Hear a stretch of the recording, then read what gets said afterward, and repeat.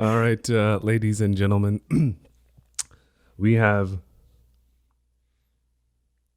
Saifuddin. You got it. Got it. Saifuddin Butt. How you doing, baby? Good. Alhamdulillah. Assalamu alaikum wa rahmatullahi wa barakatuh. Wa alaikum assalam wa rahmatullahi wa barakatuh. Thank you for inviting me to your humble abode. Yes, alhamdulillah. Thank you for coming. I appreciate it. I'm not going to lie. Once we started this, up until now, I've realized now that I'm a little bit nervous. Why? I think it's because the formality of it. You know, usually when we have our conversations, we're sitting outside, hanging out in front of our bikes in a dark parking lot and just talking. Yeah. Now it's like the lights are on. And the lights are on you. Pressure's on. I can tell how people can get stage fright and nervous. I mean, I tell people that, hey, we're just shooting the shit. Yeah. You know, it just happens to be recorded. Can you tell I'm nervous? You're you're stiff as a bull, dude. Relax. Bored. Bored? I'll take bull though. Stiff as a bull sounds good. I thought it's stiff as what? Stiff as a board. No. Stiff as a bull? That's kind of weird. Yeah, because they're really stiff and they just run it. No, bulls are pretty strong. They're not nimble. They're not flexible. I think all animals are pretty flexible and agile to a certain extent. Okay. I want to become a zoologist. Oh, I just like animals. Pay attention to them. Zoologist. Oh, man. So let me ask you a question. I'm going to go ahead and just take control of this whole conversation. Yes, I know we've been talking about this forever. Yeah. And talking about what? Props on the logo, by the way, the Meta Muslim logo. I really liked it. Oh, I appreciate it. What made you want to start this in the middle of your, 10-year bathroom project? Oh, man. Everybody, listen, next guest who's going to come on, the bathroom's going to be complete. I'm not going to have another guest. It's going to be here in an hour. What are you talking about? Oh, man, he's throwing away all the secrets. He's going to stop, too. He's going to be like, He's like, astaghfirullah aladhim. Oh, man. What made me start this? Mm-hmm. Dude, this thing has been ongoing for 3 years, right? 3.5, 4 years, right? It's just something that it was in my mind, you know? I wanted to, why did I want to do it? It took me a long time to learn stuff, right? I think there's two types of people in the world. People who learn by mistakes and get a big ass slap in their face, right? And then they're like, oh, it's not working out that way. I got to focus on something else. What's not working out that way? A lot of things, right? And then there's the other type of person who learns, who reads, right? Who learns from other people's mistakes, who when they see the wisdom, they see, okay, this person, he's successful because X, Y, and Z, right? He didn't do this, he didn't do that, even though you may want to really strongly. That person it takes a lot of guts. Yeah. Right. So that's just my opinion. I don't know. It's not backed by science. No, it's just your opinion, buddy. Yeah. So I think that's one of the two of the ways that people learn. I, for a long time, didn't learn the second way. Right. I think some things I learned the second way, but I think the big things I learned the first way. Right. And it took me a long time. So I was like, man, if I knew what I knew now, back then, what, in my early 20s? Yeah. Game over, right? Yeah. I think everybody wishes that, right? Yeah, but I think for people that are in a situation, I'm not saying everybody's situation is the same, but people that are in quote unquote more difficult situations, and they realize that I wish I could have done this differently. And I think at the same time, not to make everything so philosophical all the time, I think what happens is if you think that way, you get caught up in your own head and your own past failures, quote unquote. I would like to say experiences, right? Mistakes are mistakes, but I think it's only a mistake or a failure if you continue to do the same thing and keep failing at the same thing. What do you mean? What do you mean caught up in your own head? That's how I am. I always think about where I am today, what I could have done in the past, because I always look at this barometer.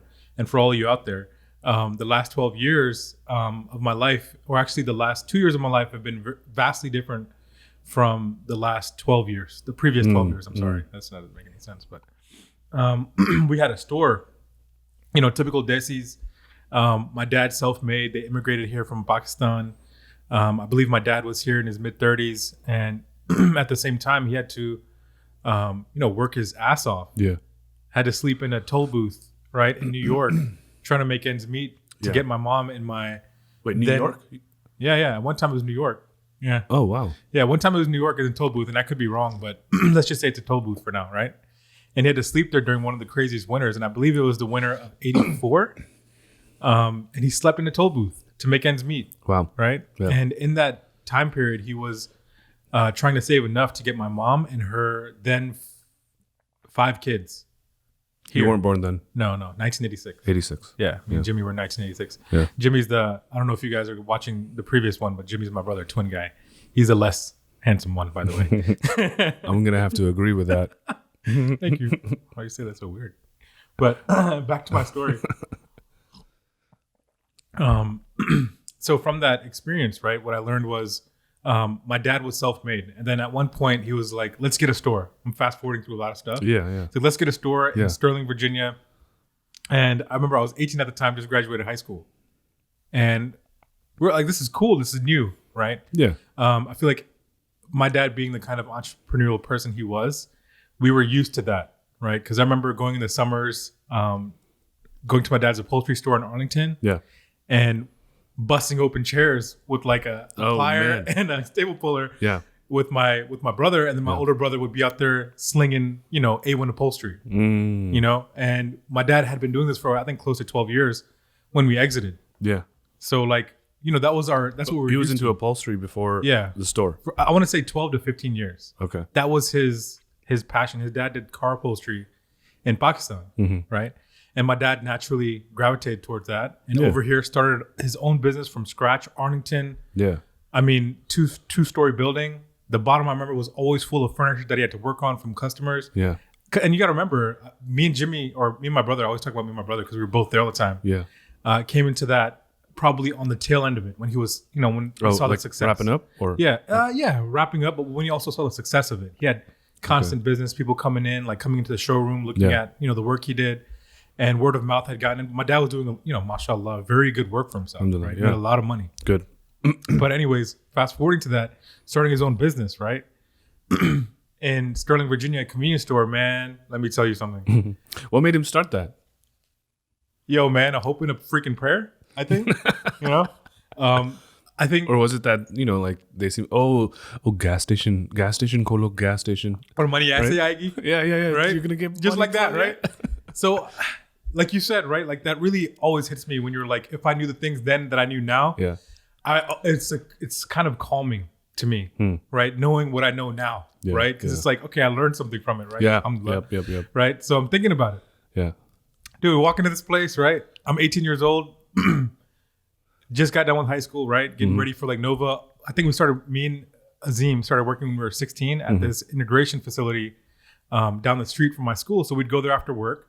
And they liked us so much, they're like, let's hire you on as full-time employees, right? Oh, nice. Like, oh, hell yeah. Yeah.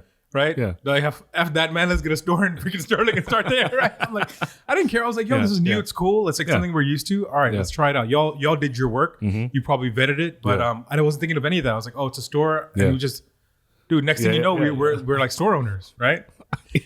And I remember when we went there, you know how like, I always hear this from like aunties or even anyone, but mostly aunties, like our moms and aunties. Yeah. Like when you're going to go buy a place and go with your gut, right? Yeah. Like if your gut tells you like you feel good or there's no like trepidation, move forward in the process. Yeah.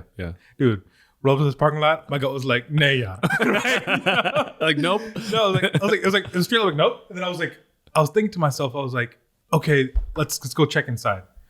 And gut feeling was a no. No, and I think about it, like it happened so fast, right? Did you guys change locations, or was it the same location the whole time? It was the same location. That corner store over there? Yeah. Okay. Yeah. And so we get there, right? Yeah. And you got to remember going into it, like I'm probably speaking from my experience from having, like I ran the store for 6 years. Yeah. Day to day. Yeah. We had it for 12 in the family. At one point, my dad was there in the mornings and with my mom. Yeah. And then in the evenings, me and my brother Azim and my sister Shazia, who had no business being there. She was just always trying to help out. Shout out to Shazia Baji, man. She's a real one. Shout out. Always like been there for us. Yeah. But she was like, yeah, I'll help out. And she helped out like, 3 days out of the week. Yeah. In the evenings, and I would be there with her. And like, okay, so that went on for That's 6 dope. years almost. Yeah. Shahbaji left 3 years into it. Then it was just me and Jimmy and my mom and dad, right? Yeah. Yeah. Munibai, my older brother Mohammed would come. We call him Munibai, but he would come and help out. He would always grill us about everything. Why is this not there? Why is this not there? What do you do all day? You guys are freaking running the store to the ground. My dad would piggyback on me, like, yeah, get him. So it was like that. You gotta remember, and it sounds funny thinking back to it, but you gotta remember that's a lot of like pressure. Stress and pressure on it, right? On what? 18-year-old kid? 18, 19, 20, kids. 21, 22, Yeah, okay. 23, all the 24, way through. 25, and then 25 to almost, 30, 31? Yeah. I ran the store day. So you don't know how to run a store then? The first 3 years, I'm not going to lie, of us owning the store, we had to learn the really hard way. Yeah. Because like you said, we're owning our own store. And what you see at a 7-Eleven. Yeah, it's not a franchise. No, man. It's not like you're not getting taught, hey, this is how you're going to do inventory. This is what you want to order. I don't know. Like all the billions of things that go into that. Hundreds, right? Yeah. And like you said, that's a good point you bring up, right? You walk into a 7-Eleven, right? Mm-hmm. Like all you've ever known as a convenience store patron is 7-Eleven. Mm-hmm. And shout out to 7-Eleven, but they are the pinnacle when it comes to that kind of business, right? Convenience store. Technology, supply chain, all that, right? We go into details. Forget that, man. Forget 7-Eleven, man. Yeah. Primark for life, baby. Primark. So I'm thinking back to it, right? And so like I said, that's your experience. That was my dad's experience with 7-Eleven, probably. Yeah. You go in there, you got a little handheld, order your stuff, you're done, right? Groceries there, we're running like a well-oiled machine. They're doing all the Slurpee, the franchising, the branding, all that's done for you, right? Okay, yeah. We're going to Primark. Yo, man, got 3 old hot dogs in the freaking rotisserie. Yo, got like the broken Coca-Cola machine. We never had a Coca-Cola machine, by the way. Yeah. But, it was very hard to start, right? Like budgeting. You got to remember, we're running a family as well.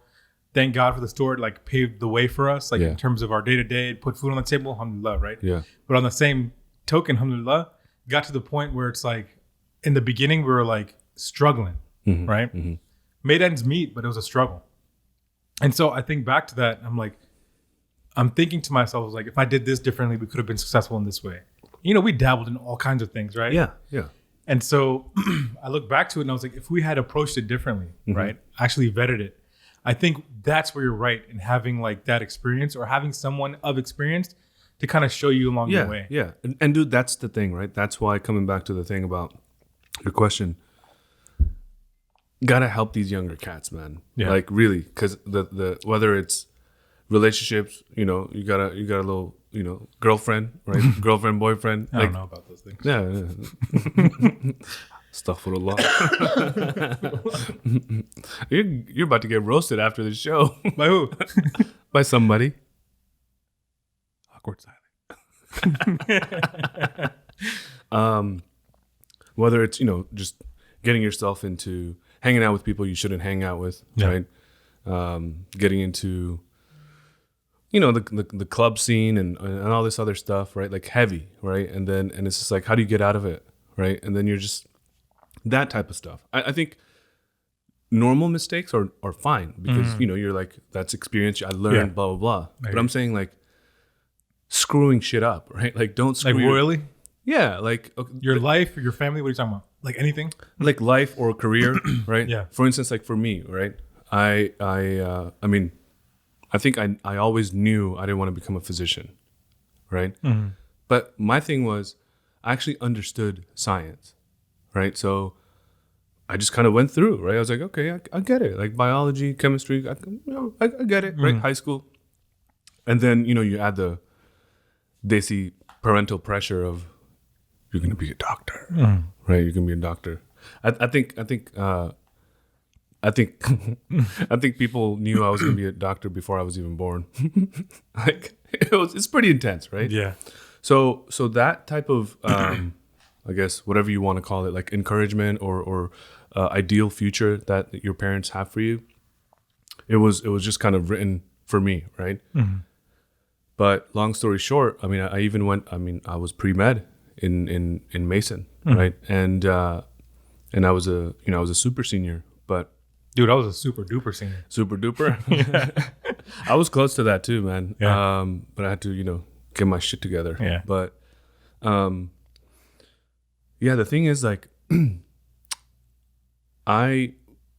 that's one thing I regret for sure, right? Mm-hmm. Like Why? Like I knew, right? But I was afraid, right? I was afraid to speak up, right? I was afraid to speak up. Like I don't want to do this. I don't want to do this. I don't want to become a doctor. So I hate medicine. So in that, I hate pre-medicine. Dude, okay, can I just be serious? Okay. What the hell does mitochondria do for me right now? Powerhouse. Powerhouse of the cell. That's it, baby. That's it. That's all you got to know. Apply that to your life. This conversation.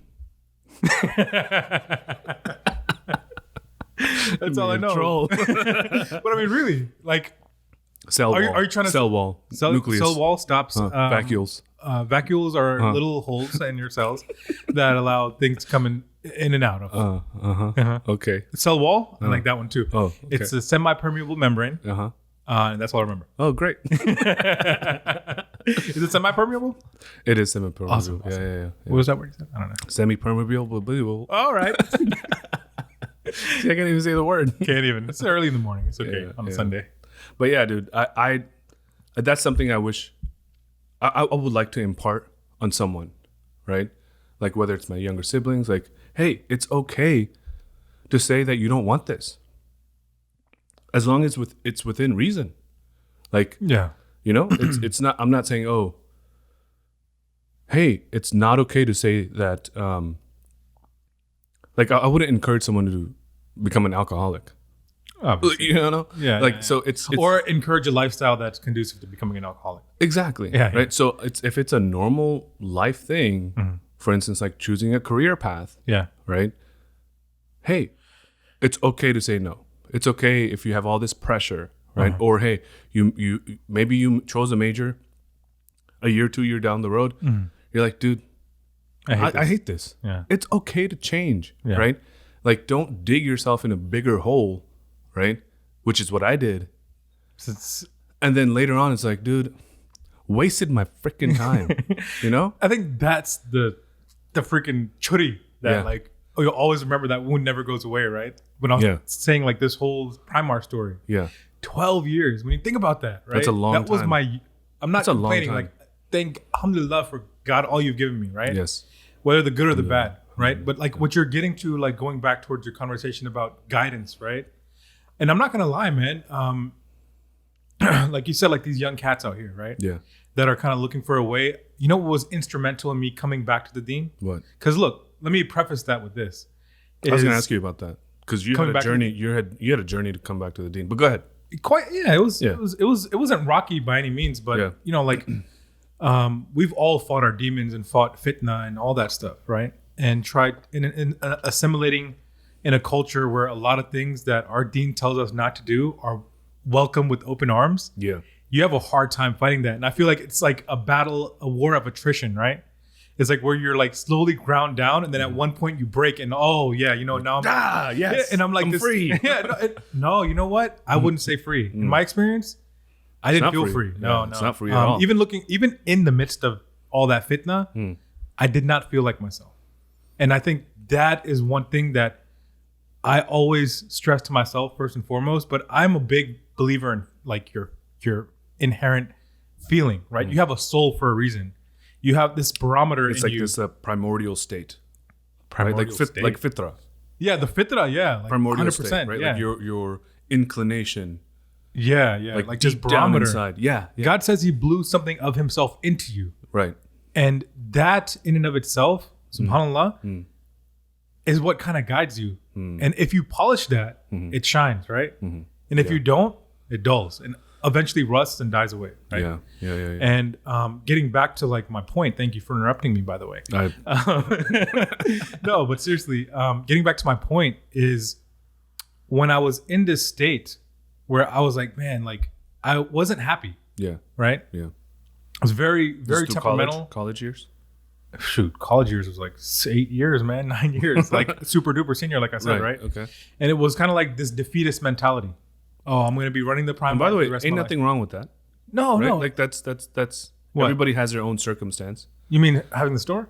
No, like you This know, defeatist mentality? No, I felt like you had this sort of energy when you said 8 or 9 years. Yeah, Ain't nothing wrong. But go ahead. No, I'll let but you finish. let's talk about that first. Yeah, okay. Like that mentality comes from like that looking back and I could have done more. I could have done better. Yeah. Dude, like, and I pride myself in this. And people that are very close to me tell me, they're like, you know, people that I respect and love tell me that, hey, look, you went to, like, in the time where I graduated at Mason. Yeah. I was working full-time sales, still working in sales. Full-time sales, cold calling, all that. I was at one point I was an intern at a startup data company out in Reston, full-time, and then hired on as an employee full-time while I was at Mason going full-time. I had never worked that hard in my life, even when we had the Primark. And getting through that, I wear as like this, you know, medal of honor, so to speak. But like, yo, man, I did it. I put my head down and you know, grinded through that and got through it. Yeah. Graduated, alhamdulillah, right? Yeah. So I just look at the aspect of me wasting time and imparting that wisdom, like you said, on these cats out here to be like, yo, man, don't waste your time. Know what you want. But I think a lot of people just don't know what they want. And so... And what do you think that is? Guidance, Desi culture, not being around the right people. Yeah. Like, and so to speak on that, when you're running a store, a convenience store, first of all, in Sterling, Virginia, like for whatever reason, Sterling, Virginia is like a hood put in the middle of Ashburn, right? Oh, yeah. You know? Yeah, I guess you can say that. It is. Sure. I'm not gonna lie. I mean, it's not like hood. It's not hood. But it's like blue collar, right? It is blue collar. And then on top of that, you got to remember is the personnel that are usually coming into a convenience store are like blue collar, but they're, you know, most of them are like, you know, drink regularly, smoke cigarettes, lottery players. Yeah. Certain kind of demographic, right? Yeah. So naturally, that's my, like, people that I'm interacting with daily. Okay. Beginning, I hated it. Get me out of here. God, I hate my attitude. People would actually come up to me, like, when I'm working the store, and they'd be like, what's wrong with you, man? You know? Like, oh, wow. I think at one point, I was like, what is wrong with you? Right? Like, what's wrong with me? Why? Like, this is what your... But did you feel some people were inferior to you or what? Like what? Oh yeah. I was an asshole. Oh wow. I was mean to people, man, for no reason. Like nice people. Yeah. And like I said, don't get me wrong when I say a certain kind of demographic comes to a convenience store. Sure. But more times than not, let's say you're met with very interesting people. Sure. Yeah. Coming to a convenience store. Oh yeah. Right. I can only imagine. Yeah. We had this one guy. This one guy, right? Yeah. Who was going through rough times, and he used to come to the store all the time. Right. He was a regular customer for a while. Yeah. Things went sideways. He ended up taking our Coke crates and setting up his office right outside the store with Coke crates. He's like, all right, let's get to work, baby. My mom goes, my mom, everyone loved my mom, by the way. My mom and my dad. Yeah. Because they were so lovingly nice to people. Yeah, right. And then there's this asshole, this 21-year-old asshole like me. Yeah. What do you do? Or like doesn't smile. It's like, oh, get out of here. Get out of here. Oh, those are not working. Those are my crates. Those are my crates. Get out of here. And you know, I look back at those stories and I'm like, I laugh, right? Because I'm like, that was just one period in your life. But when you said getting called back to the Deen, this journey, right? Yeah. You know, like we've all been through it. We've done things that we're probably not proud of. Been to places we're probably not proud of that we wouldn't want our, you know, God to see us and more, you know, forget our parents, like God to see us. Jimmy told me he went to this restaurant called TZ to have some shawarmas. TZ is not the worst place to be. You know? I heard it's a good restaurant. Or it's an advanced auto parts now, but. Oh, the one that got broken in all the time by, did you hear about that? No. People were getting their windows smashed in because they were doing so well. So people started smashing their windows in their cars while they would smoke hookah. It was a pretty big it was nice. It was my go-to. Yeah. It was very nice. People were nice. Right off of 50? 50 or 29? It was in Fairfax. Yeah. What does TZ have to do with shawarmas? You're just making watch the podcast. Watch the episode. Oh, you're dropping a little nugget. But you should include that in your video for like a nugget. Yeah. To be like, yo, to find out about the story, go back to Jimmy's store. Go back to the Jimmy store. I like that. Okay. I'm gonna have to work on that. Write it down. You got a book there. Okay. So yeah, like I said, come back to the Deen. You know who brought me back? Who? Shout out to Azim Butt. Oh, Azim. Yes. Azim Butt. Zab. You like? We're doing an ASMR thing here now. We're gonna have to do this. I like it. I like the way it sounded on my own. Oh, wow. So, you know what I heard? What? That people do this by eating like chips. I could do this all day. Do you have gum in your mouth? No. Oh, that was a pretty good sound effect that you did there. How about this one? Ooh. I'll have to do that as an introduction. You know, trademark, can't use it. I already patented it. But coming back to the point. Yeah. I was just upset all the time. So Jimmy helped you out. Jimmy surrounded himself with people at Sully Center. Shout out Sully Center Adams. And the brothers there. Yeah. At that time, Azim was out of the store at that point. He actually ended up working in telecom and sales as well. But he had more time on his hands, I guess, to pursue things that he couldn't before. When you're like working at the store, I'd like to say I'd get up at 6, right, to open it. Our hours were like 7 to 10. Mm-hmm. Get up at like 6:30, get there by like 7:15, 7:30, 8 o'clock sometimes on a good day. Wow, yeah. Late though, right? But anyways, you get there and you're working there all day. And as the day-to-day guy, your day doesn't end at 5. What do you do like when it's not busy? You just sit there? No, man. Like It's like you got to keep things clean. You got to make sure you're accounting for your inventory. Because at one point, like in the slow months, you're responsible for like stocking, cleaning, like everything. Right. Like making sure like your hot dogs are fresh, coffee's fresh, cleaning the store. Like, and then you got to remember vendors are coming in all week and like doing orders, making sure you're on budget. Checking back to your balance sheet. Okay, I have this much money in the bank. How much can I spend this week? So you're not just kicking back, watching some TV when it's downtime. Sometimes in the winter when it was really slow, I'd watch some Hell's Kitchen. Yeah. In the evening, that's 8 o'clock, man. I can chill. Yeah. Shit, dude, you judging me? But for real though, like your day was long. Okay. And your day didn't end at 5. Yeah. Okay, I got to go to Sam's Club. I got to go to Walmart. I got to run to the gas station. They got this deal going on 12 packs. I got to go to DC, Florida Avenue. Pick up a bunch of cash and carry. Got to pick up a bunch of stuff. Save some money, right? And that was when things are like popping. When it's like busy, you're running around all the time, and you're not. And I would get home at 7, 8 o'clock. Yeah. Right. Yeah. So that's like a 12-hour day. Yeah, and it definitely teaches you how to work hard, right? Mm-hmm. But like I said, you didn't have the time to pursue things that maybe you would have pursued with a different schedule with more time in it. And what about your company? You just. What do you mean? Didn't really have company. To be honest, a shout out to all my friends. Like these guys are like my family. Yeah. Justin, you met him. Yeah. Justin, Eddie, Dan, Muhammad. Yeah. Like those guys, I remember back to like they would come out of their busy days. Muhammad would come and visit me. Justin would bring me breakfast from Bob Evans. Nice. And come and hang out with me. And they kept me like those guys. Kept you grounded. I love them. Yeah. And that was my good company, right? But outside of that, I wouldn't say I surrounded myself with. I didn't really make friends at the store. I made like acquaintances. Like I was. At one point, I got really nice with people and treated them nicely anyways. Yeah. But they weren't my friends or anything. But yeah, I can say like 1 or 2 bad apples in there where I was like, I was literally like, I mean, you're saying it's a bad apple now. It was a good apple back then, right? I don't know about good, but I mean, you could probably say you didn't consider it tasty. Right? I mean, you know what I'm saying. You know what I'm saying. It's a bad apple now. In that situation, and that's the crazy thing, right? Is like, how do you know? How do we convey to this younger youth, right? That hey, how to determine a bad apple from a good one? Man, you know what it was every time? Yes, you can come across someone and meet them and you're like, you're cool, right? Yeah. Like I can get down with you. Yeah. But it is the company that you keep in private, I think, is really big for me. Like going back to this bad apple, right? I was in a situation where I was literally sitting there, right? Thinking to myself, I was like, what the hell are you doing here? You said this to yourself? Oh, yeah. Yeah. Oh, man. And not just once. Yeah. Like,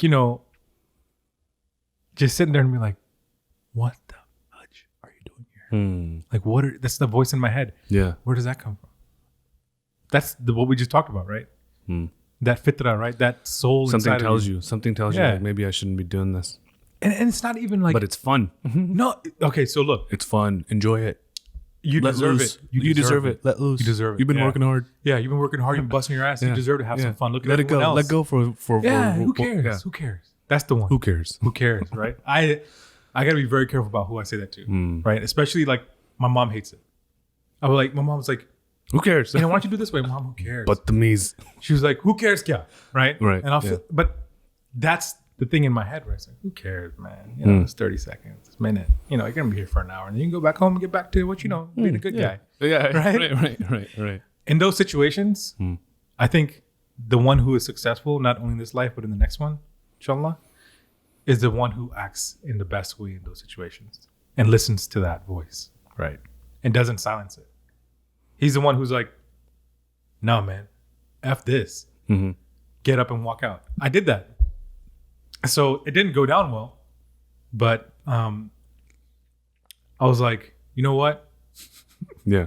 I was like, I don't know what the hell I'm doing here. Yeah. Right. Yeah. And there was a girl involved, right? So let me just be real with y'all. Yeah. And let me preface this by saying, you know, I wasn't doing anything bad, right? Just the company I was keeping. Yeah. But I was like, I don't know what the hell I'm doing here. Yeah. She was destroyed by it. She was like, what? I thought, you know, we were cool with each other. You know, we're friends. And it was very like, just the way it went down was just very telling to me. Like that, whatever situation was trying to keep me there. Yeah. I'm not saying the person was, she was nice. She was a good person, but you know, a lot of flaws that I can't get down with. Yeah. And I handled something like that, like very differently. Yeah. Very differently. Let's go. I feel like I've been talking. Why don't you I was tell your story? I was going through this phase, right? This religious phase. Yeah. And phase. It was not a genuine phase. It was just because something inside me, that voice or something, right, was like, dude, get your shit together, right? Like, seriously, right? Because, okay, you know, like I went to an Islamic private school growing up, right? Pretty intense. And I was taught a lot of, you know, tenets of the Deen, right? My issue was that type of stuff wasn't practiced in my home, right? So There's no application. there's no application, right? So, you know, and then you fast forward. I went to public school for like 11th and 12th grade, and then obviously Mason, and you know, you get opportunities to you get placed into certain situations based on the people that you start hanging out with. Sure. And you don't know who these types of people Yeah. are until Yeah. you actually hang out with You're them. socializing, Right? yeah. You're socializing, and then you know that happened for a while, and then I got. I like how the side laugh comes in every time you think about these things. Right? You're like, oh shit. Oh shit! What am I about to say? Like, people watching. Hey, let's just talk. Okay. Okay, we're gonna cut all of this out. None of this is okay. Take two. Clap. I got put in a lot of situations, and when I was going through my religious phase, bro, I was vocal about, you know, that voice in your head. If I was put in a situation, I'd be like, hookah, that's haram. Oh. And I'd be like, and I would still be there. Yeah. Right. But I wouldn't smoke hookah. Right. Yeah. And then I was just like, you know, looking back at it, I'm like, dude, what an idiot. No. I think idiot's the wrong word. There's a way to Tact. approach it. There's It's not tact. Yeah. It's not tact? It's not tactful. Oh, yeah. There's tact to that situation. Yes. Like there's a way you want to present that. Right. I think that's a good point you bring up. Like it's not all about halal and haram. You feel me? Like, and I think a lot of people just focus on that. I think that's the manifestation of like our core belief, right? Our Deen, the essence of it, right? Like why did alcohol? You can move it. You can do whatever you want. Yeah, I know where you're going. Right? Alcohol wasn't the prohibition of alcohol. You trying to move it down? Yeah, I got it. You sure you got it? Yeah. Live. Oh There you go. yeah. I feel like it's not in my Oh, I face. like that. I hear the little zoom. It's ASMR stuff, man. I love it. Yeah. I like, actually, you know what's crazy? What? I'm a big guy. I'm big about sound. Love sounds. Dude, we're gonna get into that. I'm gonna write this Finish down. your thought. I'm gonna write this down. Sounds and taste. Finish your thought because I interrupted you. Halal and Haram. The prohibition of alcohol didn't come down until much later in the Sirah, right? But during that process, it wasn't like 1 year. It was, I think, 10 or 12 years until, or even 13 years until God commanded, Allah commanded, Prophet ﷺ said, hey, today it's forbidden. Don't drink it, right? And they were in Medina then. It wasn't in Mecca, Yeah. right? So I'm sure there were people that consumed it, you know, whatever, sahabis but there's like noble Sahabis who kind of knew that this is not the right thing and still didn't do it, right? Yeah. Or did it to a very, very small just because it was like they were socializing. Yeah. Yeah. And so the idea is it's not a system of halal and haram, right? Well, you're not wearing a hijab. Astaghfirullah, Wait. that's Finish your haram. thought. What? Because I feel like when you were saying the Sahabis, right, during that time, that was before the ruling came down. It was right? It was before the ruling. So, but the idea is that they were abstaining away from that thing because something inside of them, Yes. are you saying something inside of them told them that this is probably not the best thing to be doing? Correct. Okay. Right. And so so the the fiqh is like jurisprudence, right? Like the rulings, right? And I think oftentimes, like, that's very important. I'm not belittling the ruling. Ruling is the manifestation of everything, but it's the manifestation of the belief, right? So, like, a core essence, right? It's not a, hey, like, I'm going to command you to do this, and you're not allowed to do this. It's not do's and don'ts. Yeah. Right. Kids don't learn that way. No, and it's just, it's really at the essence, at the root of it. There's a beautiful nature of it, right? So it's like, what I did was, I just pointed fingers, and I think that was my understanding of Islam, that it's a system of halal and haram, right? Yeah. And if I follow that system, I'm either guided or I'm doing the right thing, right? Or I feel like I'm in a good spot with God. Yeah. Yeah. And that guy in those situations, like, who invited this dude? Right? Yeah, like, who the hell is this guy? Right? Yeah. I'm freaking buzzkill. Yeah. And that's tricky though, right? Because I feel like that situation, because you got to remember, I was like a super duper senior, right? Hanging out with like 18, 19, 20, 21 year olds. And a lot of them had their shit together, right? Oh, wow. A lot of them did. Yeah. Like interning at KPMG, Deloitte, doing stuff on campus, like just, junior, sophomore year, like going to these mixers, like on their game. And I was like, wow, there's all this going on at Mason. There's all this opportunity, right? And mashallah, they're setting themselves up for their future to come. Yeah. Right. Like I knew 2 girls set themselves up, man, at Deloitte. One's at like Ernst & Young, the other one's at PwC, and they were all in my freaking capstone. Right. And I'm like, what the hell was I doing when I was your age? Right. Yeah. But going back to that, I think there's a lot of people in that same situation. And there's a lot of people that act in that way. Right. Where they're like, yo, man, we work hard. And I think it's natural considering like the situations or the way, like the situations we're put in as far as like working hard, going to school, having a part-time job, doing an internship, going to these mixers. I think that's a lot of stress for a student, especially for like a 17, 18-year-old. Like, like I can only speak for myself, but thinking of myself, like I was playing basketball and like, jerking off. Yeah. I'm sorry to say that. Horsing around. You can edit that out. But like, it's not getting cut. But, and so going back to that, that's actually very insightful to say. What is like this systemic belief that everything is halal or haram? It's there's not no dude. in between, right? I mean, it is. No, but I know in the grand scheme of things, like we've been like Islam's always try to live by this. Is like Islam teaches you how to be in the middle, right? Yeah, middle path, baby. Yeah, and in our culture, it's not I think, extreme. It's not one or the other. And that's our culture, though. It's like if you're not like praying 5 times a day, if you're not like respecting your parents, if you're not become a doctor, lawyer, engineer, those lines get blurred. So it's like now I'm disrespecting my parents. There's all this pressure on me. Yeah, I'm not doing even the current state of affairs in America, right? It's this idea of like 2-party system. It's either this or that, right? But not everything is black and white. It's not one way or the other way. Yeah, no. There's context to things. There's context. There's a specific situation, right? So I had this guy, right? you said Azim, kind of helped you and you started talking about that, but we went away. But I had a guy, right? And mind you, I went to an Islamic school, right? Let's just preface that with that. 4th grade until 11th grade, right? It's like Arabic, the details of Arabic, grammar, spelling, paragraph comprehension, sentence structure, like all that stuff, right?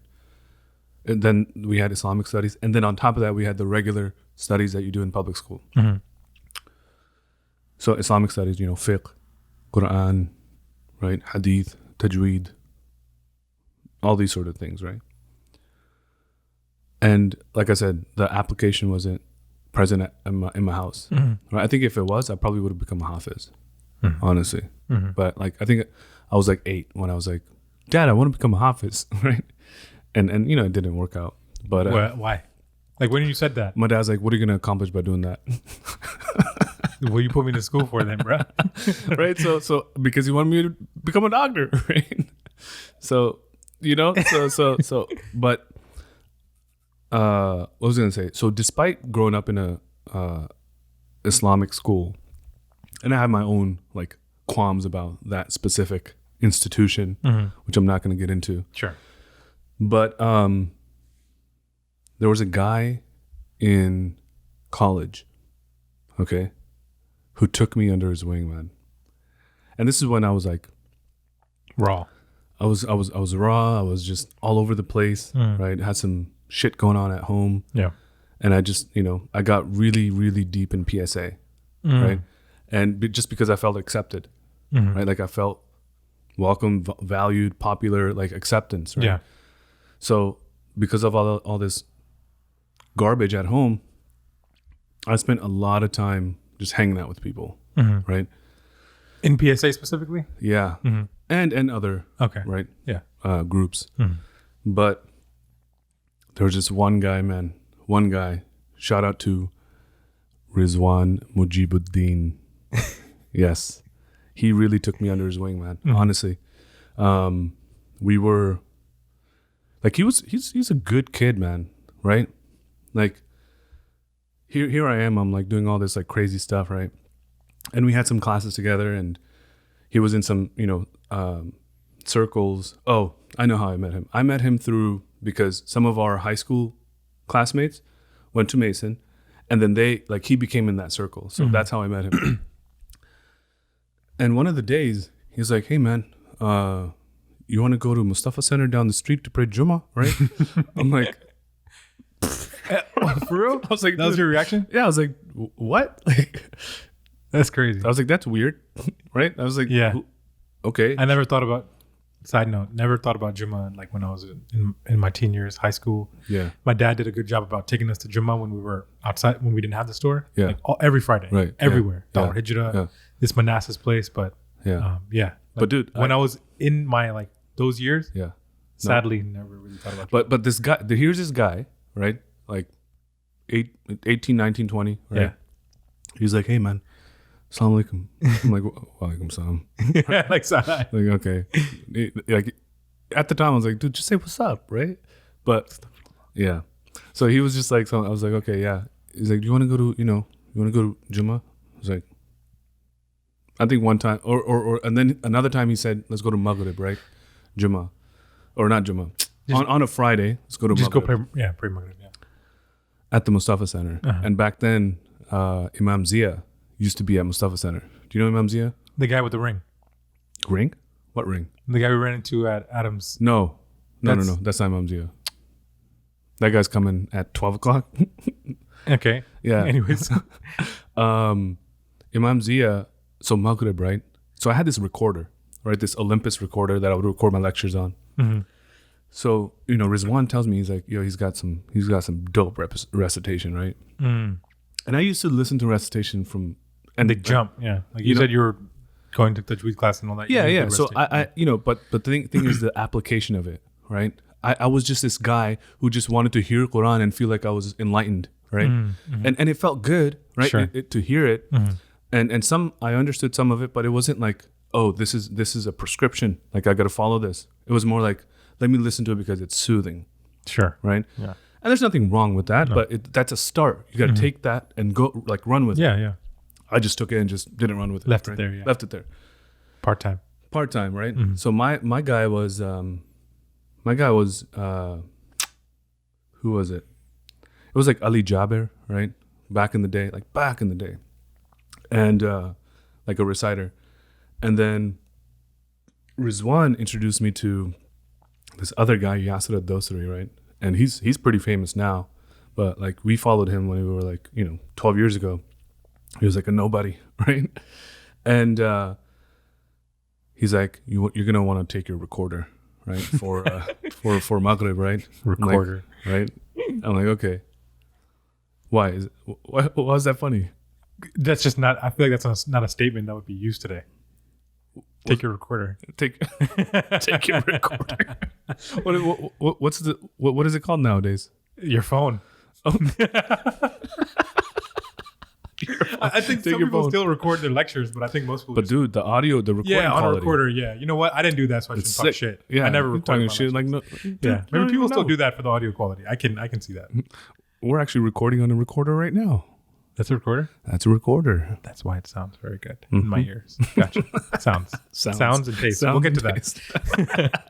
But dude, I get there, Maghrib, right? Wallahi, I still have the recording to today. You still listen to it? I sent it to Imam Zia one time. Yeah.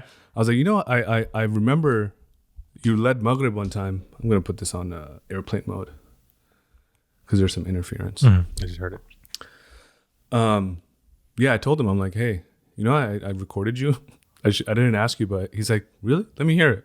So I sent it to him. He's like, damn, that sounds nice. Right. And so that guy got me hooked, man. Brought you back. But it took time. But I mean, that initial, it wasn't like you over. remember that situation for a reason. Yeah. and then, and he was, mashallah, a very good kid, man. May Allah bless him. He really took me under his wing and supported me through. Dude, honestly, there would be times that I would just totally ghost this dude, right? I would not like give him no mind, right? Yeah. Because I was all up in my own dirty shit, right? Like, yeah, I was all in this other stuff. Yeah. Right? Stuff that. Not dirty, but No, but I mean, just stuff that you look back on as like, man, I could have done something more with. Yeah. Instead of yeah. So he was my guy, right? He kind of took me under his wing, and slowly but surely, like, he got my interest back, right? And I think that interest, it's there, however little, right? Like, it's there, and we have an inclination to like we're inclined to that. Yeah. But the people that you hang around with, right? Yeah. They're that you may have that, but it's gonna get covered and covered and covered. Hang out with shit, smell like doo doo. That too. Yeah. So it's it's a journey, man. But alhamdulillah, I started to, I think so. But then I hit a roadblock. Right? I hit a roadblock where like I told you, because my mentality was all of halal and haram, right? And it didn't just magically go away because this guy came into my life. It was that mentality was still there. Yeah. And then it wasn't until I got into relationships, right, that I applied that mentality in my relationships, right? And then I was just like, and those relationships didn't work out, right? I got married and it didn't work out. And I was like, wait, what the hell is going on? Right? There's something wrong here. There's something wrong here. Definitely wrong here. There's something like not right. Right? And I was reading this book, man, during that time. And in that book, there was a passage from Martin Luther King, right? And he basically said that and I talked to Saud about this too, but he basically said, MLK said, during the civil rights movement, he said this to black people, right? People who are oppressed. He's like, if you feel oppressed, your first question that you need to ask is, did I do something? Did I do something for which I deserve this? Right? Like, you have to be introspective. That's your first responsibility, right? Don't point fingers, right? And second thing is, if the answer to the first question is a sincere, genuine no, then you have the right to be like, stop messing with me, right? Yeah. Like, stop oppressing me. Yeah. Right? And you can take action. Sure. For me, the answer to the first question was like, yeah, I did something wrong. Right? Like, was there a minuscule of a chance where I could have done something differently? And I was like, I read that. I'm like, at that time, I was just like, dude, my life went sideways, right? And I was just like, what the hell is going on? And then when I came across that, I was like,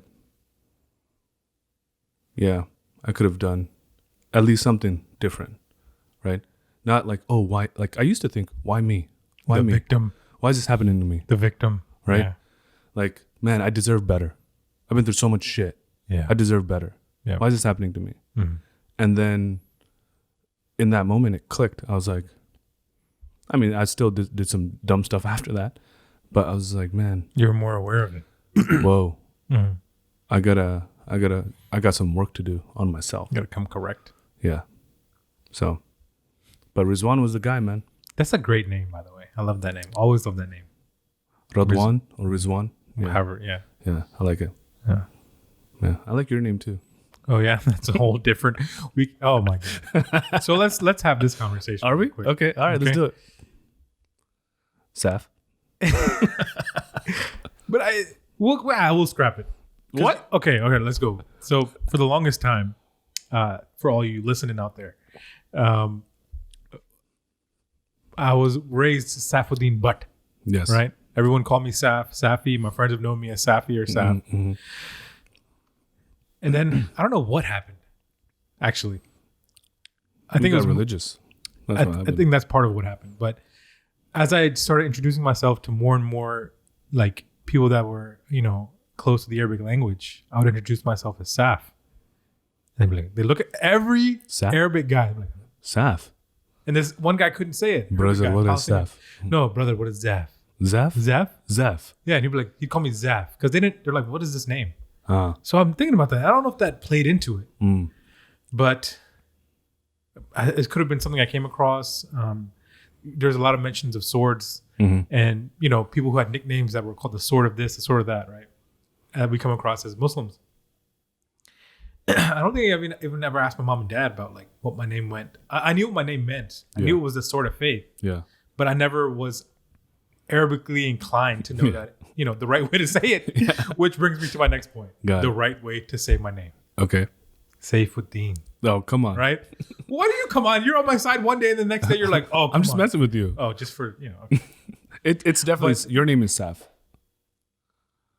Are you messing with me? Or is this something you're saying? This is something. You gonna cry? I don't know. Your eyes are watering, but it could be the lights.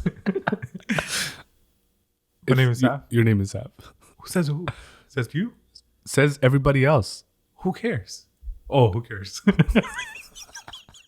Thank you. There we go. No, it's not who cares. Okay, take that back. But who freaking cares, right? No, it's my name, right? You don't get to decide how your name is pronounced. What? Listen, okay. If it was so egregious. It's not egregious. It's just a little bit, it's very annoying to me. Oh, come on. That's like me telling my dad, my name is Kashif. That's so silly. No, that's so silly. Kashif and Kashif, right? Like, it's not that far off. Listen, from the actual pronunciation. Okay. Listen, safe. Listen. Thank you. Got your attention now, didn't I? I'm listening. I went to an Arab school for 7 freaking years of my life. Cool. Cool. I should be more inclined to be like, my name is Kashif. No. It's not Kashif. What do I do now? You know what's crazy? What? If you lived in an Arab land, right? That's okay. But you no know problem. What? No, okay. No problem. No problem. No, but listen. No problem. Yeah. Listen. Huh. I think that Saifuddin sounds better. Oh yeah, it definitely does. Saifuddin, it's wrong. Like Kashif and Kashif is not like so egregiously wrong. No. Saf is egregious. Oh come on! You just said it's not egregious. I said egregious. We're gonna have to for something else. We're gonna have to go back in the video. I'm gonna have to rewind. But right? Do you see where I'm coming from? I don't think it's egregious. You don't think safe and Saf is an egregious difference? It's tomato. Oh no, man. Yeah. No. Come on. Okay, maybe Listen. tomato. But wait. Is safe SAFE or SAF? SAF. Maybe another F you want. Okay. Comment SAFF or SAFE.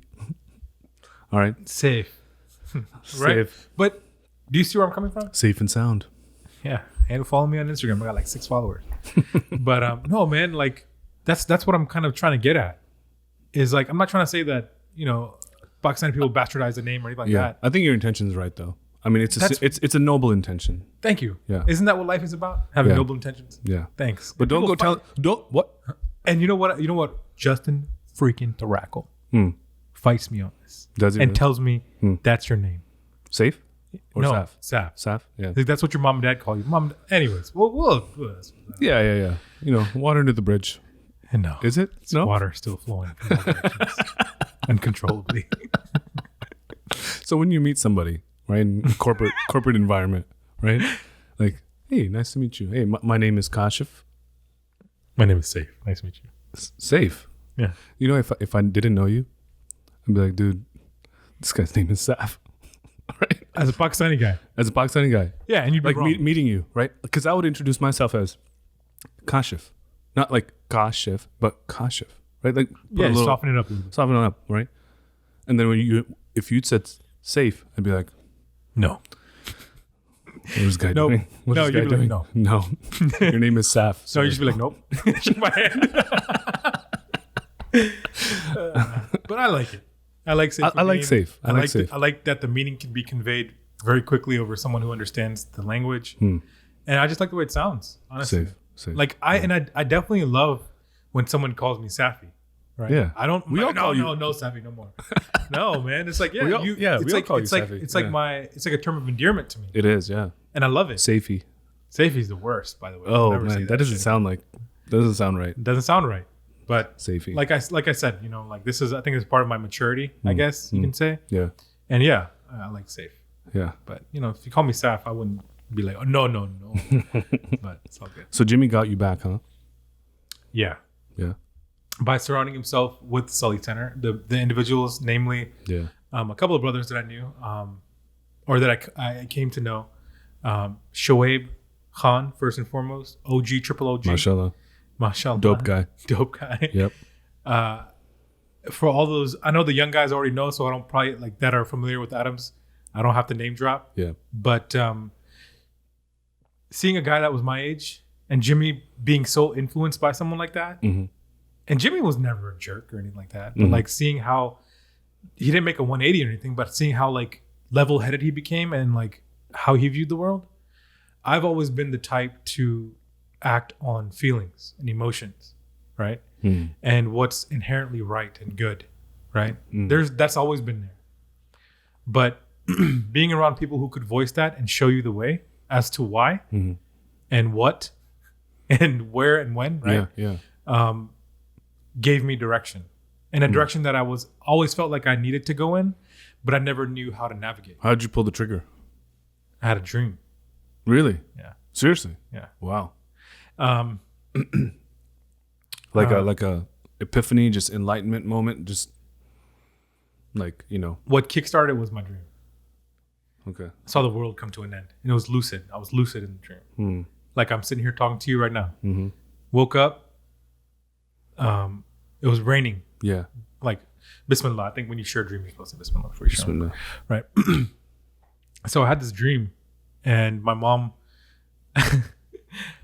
came home. Right. My mom was like, "Make sure you pray your asr before you go to sleep." It was during Ramadan. Okay. Right. Yeah. Like a little nappy before iftar. Yeah. We all do it. Yeah. So she's like, "Make sure you pray your asr before you go to sleep." Yeah. And I was like, "Sure." Watch Samurai Jack went to sleep. Yeah. Right. Yeah. Next thing I know, I'm in the same spot. Wake up, house is really quiet. Yeah. I'm like, it shouldn't be this quiet. It's Maghrib time almost. Go upstairs, mom's not there. Yeah. Go into my mom and dad's bedroom, they're asleep. It's raining, Right.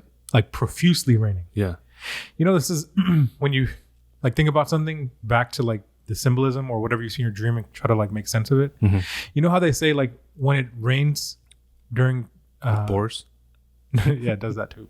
I mean, it depends on how much. Yeah. But when it rains. When it rains during the time after Qiyamah, when everyone's brought back, that kind of rain. Oh, okay. Right. So okay. that's how I don't know about that. Okay. Oh yeah, like when we're all raised back up, out, resurrected. Yeah. It's isn't a rain that comes. And, okay. Everyone comes back up. Oh wow. Okay. Maybe I could be wrong. No. I don't know. Soon. Yeah, I'm. You can ask him. Right. I'll write this down. Hey, does rain happen when? But they say it's a different kind of rain. Okay. So, anyways, there was like this torrential rain going on, and I'm like, "What the hell is going on?" Yeah. Right. And my mom and dad are asleep, sound asleep. Yeah. And I'm looking outside the window, and I was like, "Oh my god!" Right? Like scary rain. Yeah. Right? Yeah. I fall asleep in my dream on the floor in front of that window. Oh, dang. This is a dream within a dream. Inception. Yeah. Inception. Oops, spit all over your mic. It's okay. Those are all COVID-infested mics. We don't believe in COVID. Oh, yeah, we do. It's not Oh, that's... Mask on. But, so yeah, I wake up in my dream. Yeah. Next thing I know, so clear that I can see, and it's crazy. You know, you think about things. Like you woke up. I woke up in my dream. Oh. Sorry, it's hard to follow. Inception. Yeah, I know. But, look up, and I look outside the window. Is this a dream? Is this right now? simulation. This right now? You and me? Is this a dream? If only. Are we going to wake up one day from this? I think the idea is to wake up every day from this. Ooh. Okay, young grasshopper. So I wake up from this dream. Yeah. Looking outside, I can see as far as the eye can see, like into London, right? Oh it's my crazy God. when you say it. It's kind of funny when you say it. Yeah. But like I could see so far Yeah. that I was like, this is not normal again. Yeah. Like this is not like what's going on. You gotta remember It's an intense dream. The whole time in my dream, I'm thinking this is like my day. Yeah. Right? Yeah. I'm tripping. Yeah. Oh my God. Go downstairs. Next thing I know, my mom's down there, like, you know, like she always is in the kitchen. That's where mom always is. Yep. Like, just kind of like somber. Right? Oh, really? Somber. And I look outside. The moon is so close to the earth that it's like the world is coming to an end. Oh, man. Right? Yeah. And I know there's stuff about that that's sprinkled into like the Islamic eschatology. Yeah. Right? Yeah. End time stuff. Mm-hmm. And the moon is so close. I'm like, I literally felt like my heart was in my butt. Oh my God. Right? Not in your throat. Shout out to Shazia. She always says that. And next thing I know is I run to the front door. I look at my mom as I'm running to the front door, and she was like, I told you to pray. Oh, shit. Right? That was what I remember most from my dream. Yeah. Right? And because she knew what was going on. And she was like, for whatever reason, she had this look on her face like she was disappointed. She was like, I told you to pray. And she was like, Dai Mageb. Right? Oh, man. So I still didn't want to believe it. Mm-hmm. And so I look, I run from my front door, open the door. Yeah. Droves of people being gathered to these places. Oh my God. Droves of people. Dude, you got some serious dreams, man. Yeah, man. I'm getting chills just thinking about it. Right? Oh my Lord.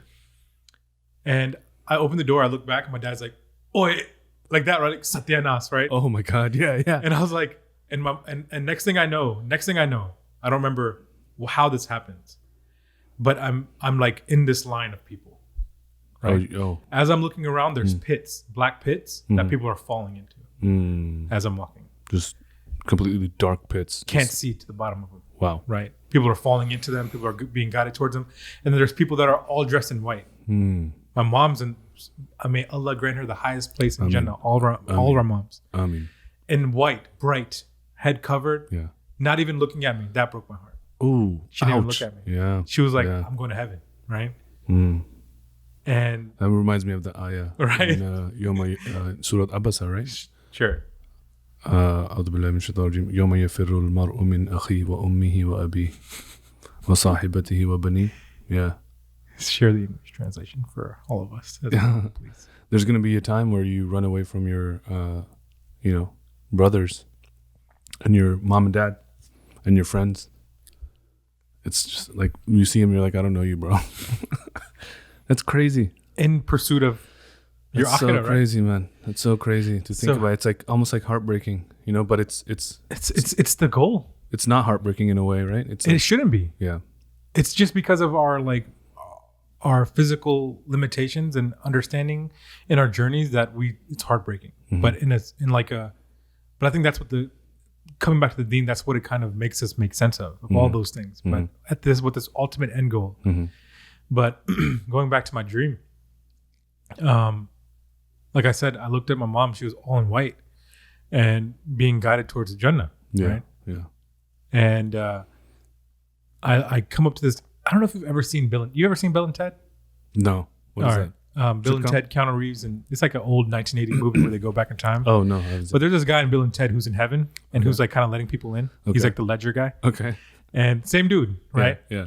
And You saw this guy in the dream? yeah. And he's like, he looks at it and he says, Saifuddin Butt. Actually, he didn't say Saifuddin Butt. Is it Saifuddin Butt. Oh, dude, there it is. There it is. All right, gave it away, guys. Here it is. But my subconscious speaking to me. But he looks at my name in the book, and he goes like, she's like Saifuddin Butt. Looks at me and he goes, wake up. Oh my God. You don't know the result? The result's obvious. But he just sighed? He sighed. So it could be that, okay, you're like, here. You're gonna have to suffer during, purgatory or that time. Yeah. You're gonna have to suffer. But anyways, like thinking about it now, I was younger at the time. Yeah. I woke up in that dream, came upstairs, cried like I never cried before to my mom. She's like, "Kya hua?" Yeah. And I was like, "Mom, I didn't pray." I sort of had this dream, told her everything I just told you. Yeah. She was like, "I told you to pray." Same freaking way she said it in the dream. But chills right Same now. place. Chills down my spine right now. Same place. Oh my God.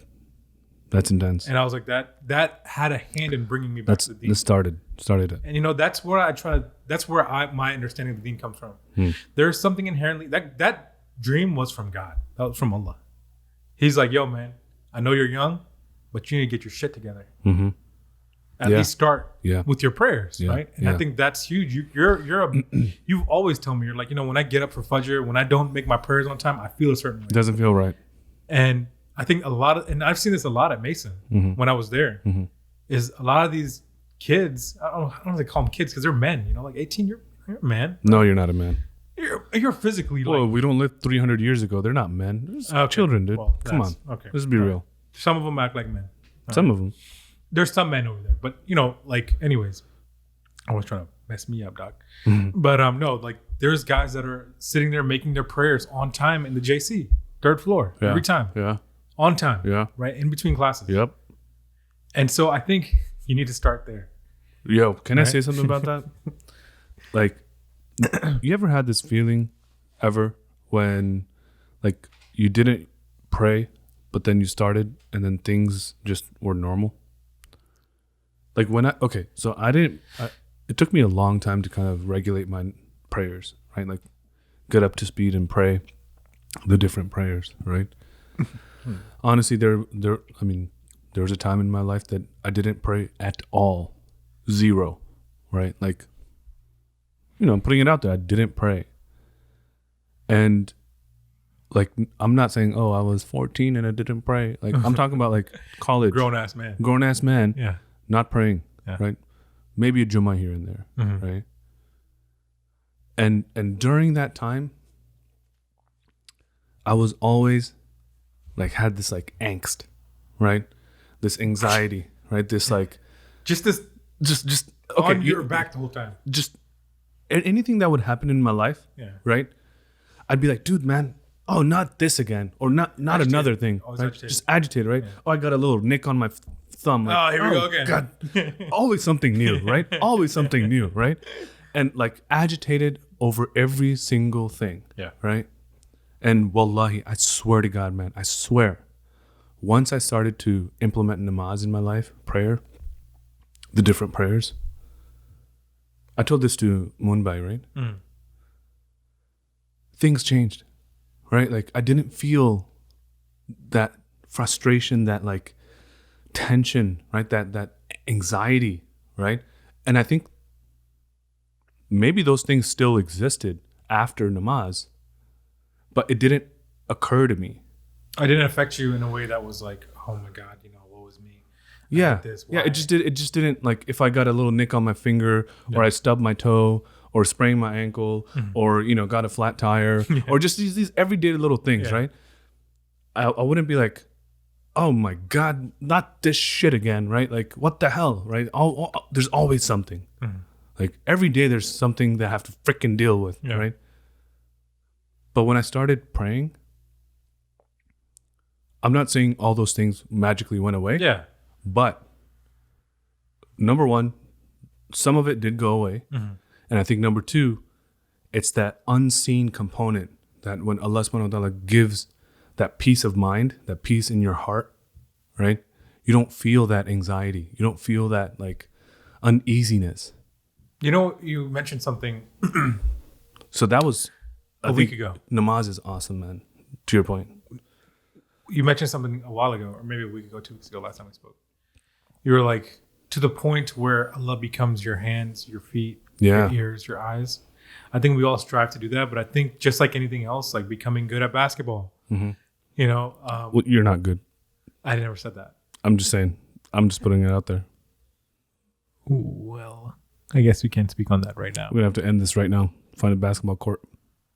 Oh. What time is it? What, is that 10:30?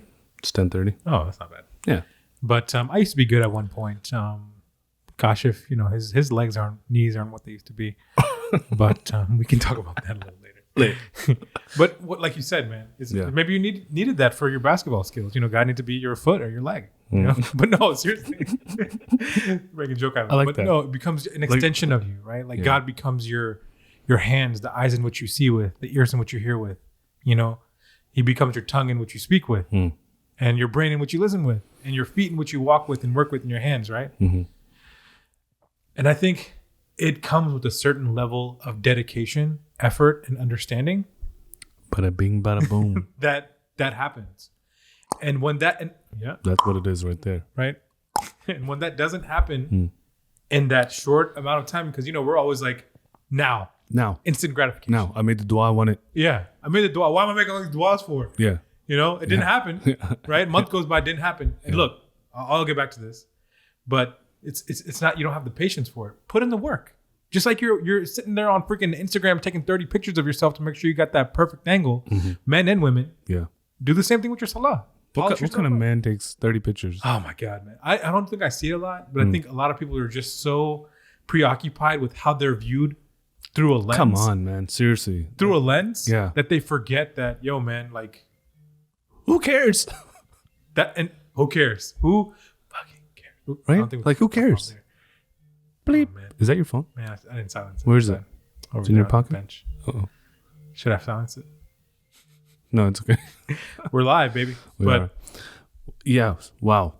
That's intense. Yeah. Right. Like and I'm not saying this is everyone. Like, please don't take this as me being like judgmental, but the world in which we live in, like, I'm guilty of it. I sit in front of my phone like, oh my God, screen time 4 hours, you know, every day. Yeah. And also this whole notion of what people think of you through a lens, through an artificial lens, a filter, angles, 100 shots to do. I was out taking test shots with Shazia yesterday, right? Yeah. And inshallah, you know, we're getting married in January. Inshallah. All the best. Inshallah. Actually, should I put that here yet? I just don't think you edit that part out. But yeah.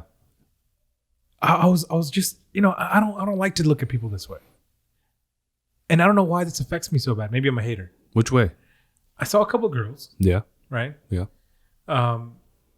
On this gazebo area, it was golden hour. Sure. Right? Yeah. And you gotta remember, we're taking test shots, right? So we're in one spot for like a good 15, 20 minutes. Yeah. Oh. Click. Hey. Let me see it. No, I don't like it. No. Do it again.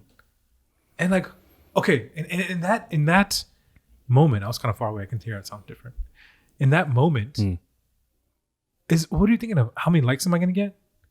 I want myself to look the best according to what? Yeah, I don't know, man. I don't know.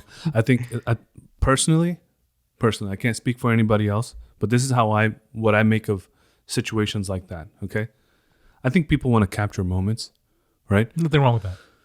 Nothing wrong with that, yeah. Right? I'll give you an example. We recently went for this beach house trip, right? Yeah. For Asin, because he's getting married. Yeah. And a bunch of guys, just good guys. Nothing crazy. We're just freaking beach, right? Yeah. Private beach. It was sick, by the way. I don't Dude, it was nice. Oh, you saw it?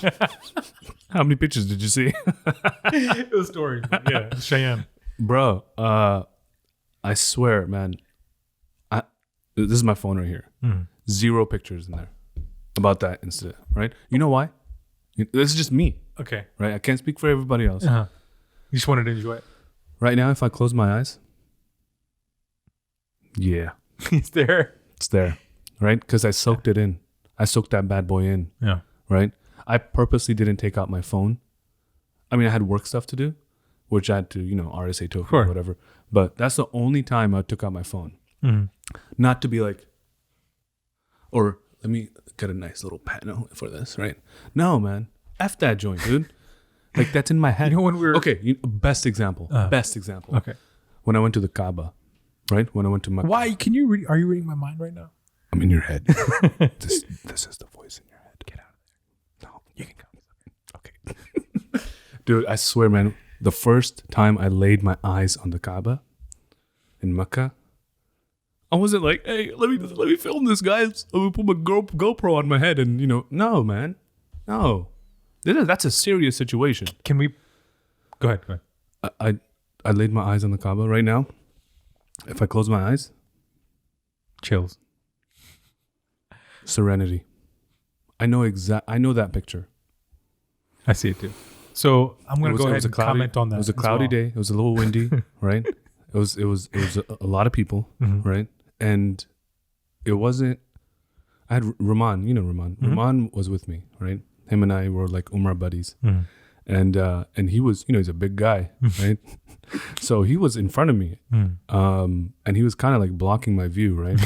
So I didn't know when I was gonna hit the Kaaba, right? My eyes were gonna hit it. Oh yeah. So all of a sudden he kind of like moves to the side or something, and I'm just I'm like walking, like looking straight at his back, right? And then sometimes looking down, just looking around, and then he kind of like moves away and then kind of look up. I'm like,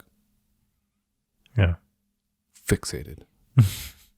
So those pictures, those memories. This is the best camera. Yeah. This right here. You have it's a the best for a camera. reason. Yeah. It's the best camera. Same thing. Best memory card. So I went on the first time I ever took a vacation from the store. Was for my Hajj. May Allah accept it from all of us. I mean, and I wasn't like super religious, but I remember leading up to like my Hajj, I was trying to learn about the rituals, quote unquote, right, like the miqat points, like when you put on your ihram, what du'as are good to read, which gates are good to enter. Right. But I remember the different things that you need to say. Yes. Yeah. And so my mom and dad had gone for Umrah before, like plenty of times. MashaAllah, may Allah accept it from them as well. I mean, and so like I said, first time I've ever been taking a vacation in 12, almost like 10 years, right? Yeah. And it's first Hajj in Pakistan. And same thing. Right. I can close my eyes and I was thinking about it. Chills. Right. So my mom and dad told me they're like super happy. Right. Like when we were walking, because we walked from our hotel to the Haram. Right. And I loved that walk because it was so like you're in a city in the desert. Right. You see all these people, like it's lively. Right. It's Hajj time. There's a lot of movement. Yeah. And you're like, it's electric. Right. Like everyone always says this thing that of going to the Haram. It's this feeling that you can't kind of like explain. Right. So anyways, this feeling, right? And they're like, whatever you do, try to keep your gaze down before we get there, like to the Haram, to the Kaaba, right? Your parents told you this? Yeah, they're like, just keep your head down. Like you can definitely look around, but let your first look on the Kaaba be your, like when we're close to it. Allahu Akbar. Right? Yeah. So and let me preface this by saying, I am by no means like a scholar, a saint, super religious. Yeah. Savant. Right? You're a savant. Maybe. Safe. Maybe. Safe the savant. I like that. But and like I said, like I just want to preface this by saying that where does this feeling come from? Okay. Is it because we pray towards this, this Kaaba every time we do pray? Is it because of that? No, I don't think so. What is this feeling? Right. When I saw it, something in me was like so awestruck that I cried and I didn't even know it. Like my hands went up and I didn't even know it to pray, to make dua, right? And the first duas I made, may Allah accept them. But like remembering seeing it, and it's like it's and at that time it was surrounded by that one big building. Yeah, that looks like Big Ben. I don't know what it's called. I don't know what it's called, but it's like alhamdulillah. The tower, right? Yeah. And by the way, let me just. Not trying to deviate. Yeah. Right. But this is what this thing's all about, deviating. Right? Yeah, okay. So, not in a bad way. But, not in a bad way. We're not deviants. But like, what's up with people like, over here saying, subhanAllah, like, and like, what? Like we're in this big old tower looking down at the Kaaba. Like, what's that all about? Oh. Like, why should I have to? It's still in the Haram. Okay. All right. We'll leave it there. But like, you're looking down on it. You're looking down on the Kaaba. I see what you're saying. Shouldn't you be on the ground? I understand you're just taking a video of it, like, oh, look where I am, yeah. No, yeah. But like my video. I hate that. I don't know why I hate it. But hate's a strong one. Anyways. Yeah, I see what you're saying. I feel you. Going back. That's not the experience. That's not the experience. That's not the experience. The experience is to be there. And you're like, dude, look at how we're so mad. Okay, so like, do some people have an experience where they're walking up to the Kaaba and the first experience of the Kaaba is me on the 150th floor looking down on it? Nope. Never. That's not the point. Yeah. And so what I'm saying is when I how do you do it tawaf in that? You don't. You're freaking just in a freaking circle in your room. Yeah, no. People are like, I'm in the haram so I can still pray here. No, dude, this is the other crazy thing. I'm getting loud. I mean, technically it is the haram. I get it, but it's like you're not in the masjid. If you want the full experience, put your head down on the don't marble. be on the 150th floor. Yeah. But that's the other thing, right? When I was there, I was never hungry. I had the package of dates in my bag, never ate one. What the heck? Drank water all day. The Zamzam. Wow. Shout out to the Zamzam well. Yo, yes. Big shout out. Yo, man. That water? I don't know, I was man. drinking it all day. It's tasty. It's filling. Yeah. Like, and it could just, maybe it's all in my head. Maybe I had a date here and there. I know I had chicken zingers. I know I had chicken zingers, but that was when I was leaving. From Al Baik? I don't know what the place is called. It was from a food truck. It's not a visit to Makkah or Medina if you don't visit Al Baik. Dude, so like, yeah. May Allah accept that was an amazing experience. You know what? Another thing that's cool about that? What? Did you feel like the Kaaba was like bigger than like? Yes. Right? And that's why I was getting so upset about like if you're on the 150th floor looking down on it, it's a tiny little cube. What are you gonna see? Yeah, dude. When I think about it in my like head, when we see videos, right? You see the Kaaba. Yeah. And you see people, going around it doing tawaf and circumambulating it, right?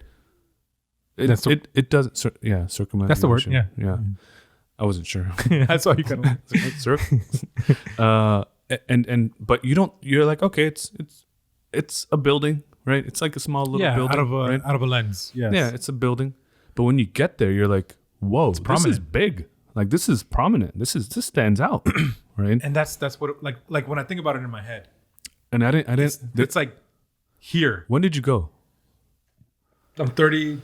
I'm 33. Oh, 33 is my favorite number, by the way. Scottie Pippen. Shout out. Pippen, 33 now. Pippen. You remember that commercial? No. I'm 33 now. I was 28 when I went.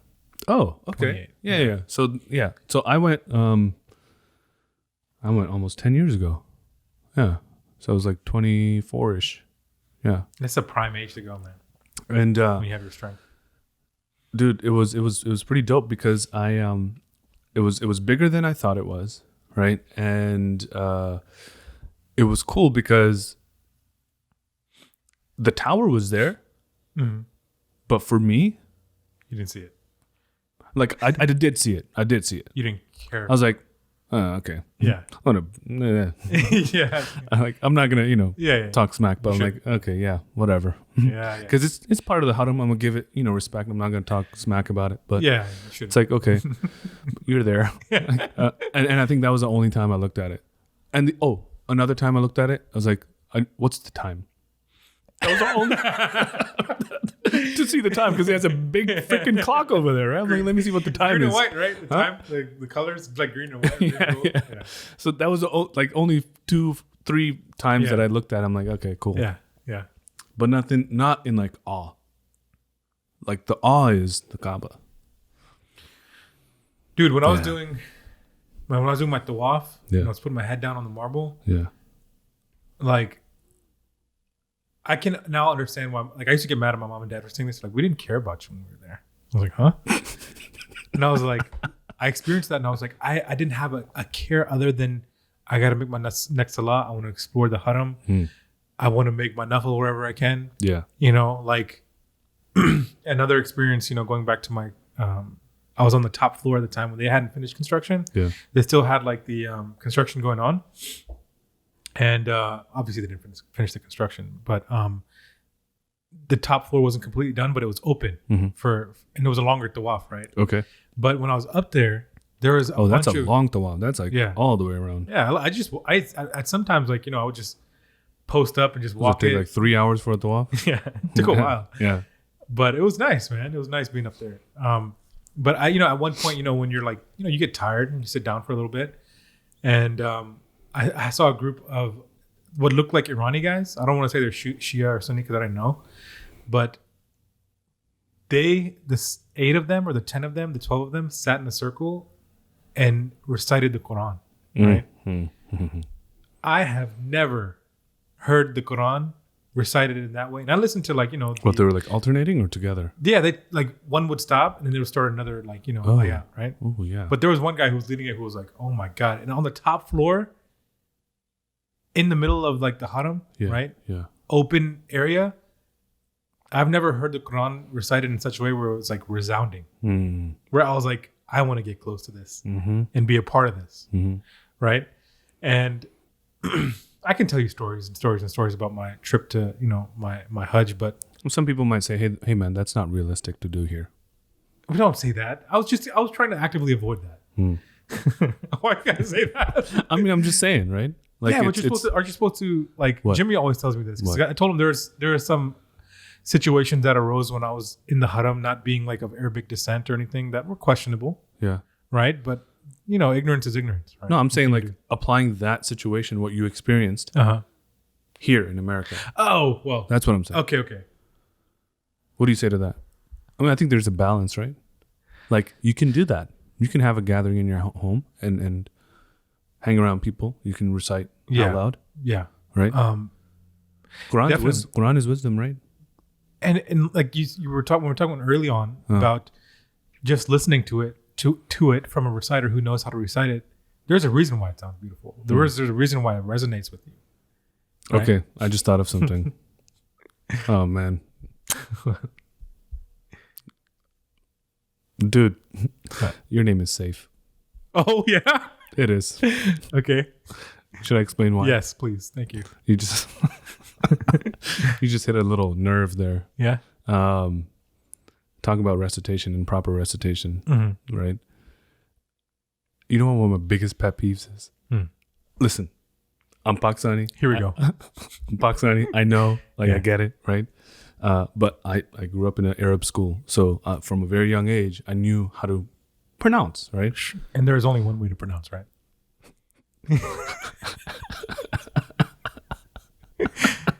The Arabic.